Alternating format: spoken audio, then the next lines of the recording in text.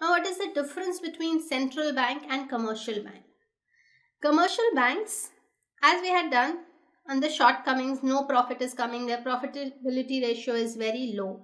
So we know that commercial banks operate with the sole purpose of earning profits. They are profit-seeking institutions, whereas central bank is not so. Central bank does not operate with the motive of earning profit.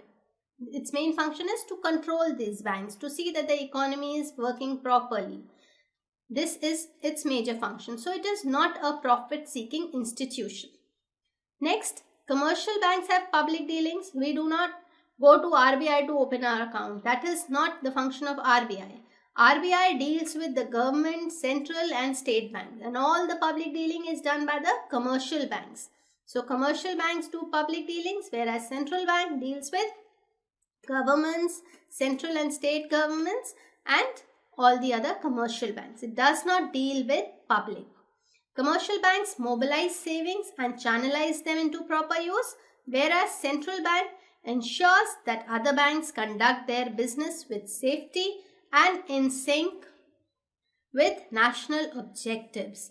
So we know that commercial banks have the function of taking savings from the household and channelizing them in a proper way so that they are invested properly, and the central bank sees that all this work that is being done by commercial bank is done in a proper way, and it is done in such a way that economic development is taking place, that they are giving proper amount of money to the priority sector as well, and they are giving money to the other sectors also. It is not that they are only giving more and more loans and advances to a big corporate house and not giving advances to the poor farmers. So that is all what it sees, that the banks are working properly. So there are three basic distinctions or the difference between central bank and commercial bank. Central bank is not a profit-seeking institution.